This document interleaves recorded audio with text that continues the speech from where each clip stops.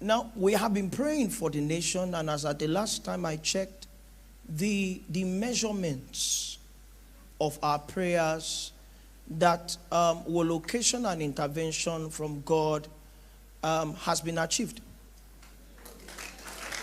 Yes, I can confidently say that.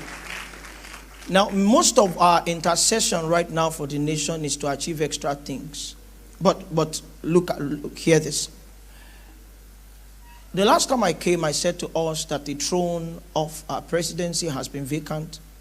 And what that means is that it's possible to have a president without the energies of the throne. The outcome of the primaries may not be as desired. However, God has gone beyond men, and the throne has attracted him. And so the call to the church is to labor into the throne and not into a man. Are you with me? Now, when the Lord began to say that to me, I was wondering how that could happen. And then he advanced. I've been studying on the capacity of things to host spirits. How that where we live, that's in Obomosho, it's possible to buy vegetable with your money from the market. But that vegetable enters your house, and under the right kind of priesthood, it can become a host. Are you with me? So that if you eat it, the possibilities of that vegetable is advanced because of priesthood. Now, I have driven through the car through a region where there were nails, and if you drove through that area, your tires will go down. And what I simply told the Lord to do was to touch my tires and make sure that they were metal proof. I drove through the same area, and my tires were still my tires. God is saying to me that there is a space for a spirit in the throne of our presidency, and that the church must begin to labor to smuggle him, give him access into that throne. Because if that happens successfully, the throne will begin to operate a mind that is different from the man who sits on it.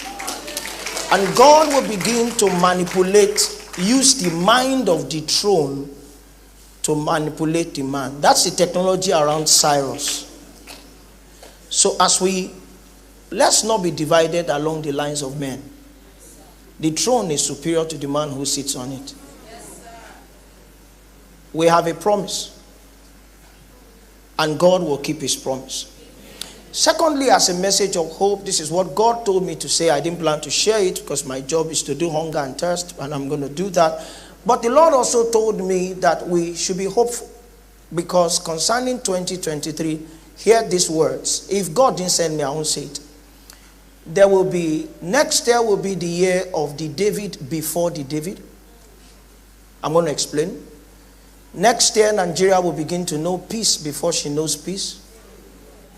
And next year, Nigeria will arrive before she arrives.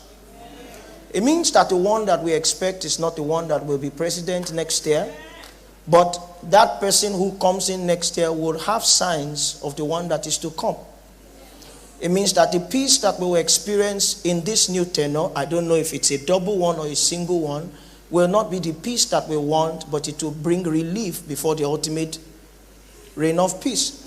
It also means that our nation will experience marked changes, but we will not arrive in the promised land with this next president, but it will give us a sign. There is a dimension of the operations of the spirit of faith that the Nigerian church needs to repossess. It cannot be possessed right now because it's all hopelessness. But God will begin to show us from 2023 the tokens of his goodness, and it will help us repossess our store of faith to be able to draw down who the next one will be. Don't believe me. Just stay alive. Don't believe me. How many of us have been praying for Nigeria? He has answered us. Uncle, a pastor called me from Ibadan and said to me, he said, Reverend, where do you get faith from for Nigeria? Where do you get faith from? Because we are all hopeless. So show us where you get faith from so that we can also have faith. Now, it's simple in scriptures. Faith comes by hearing. And tonight, God will open some people's ears. You will hear beyond Channels TV. And what you hear will bring rest to your soul.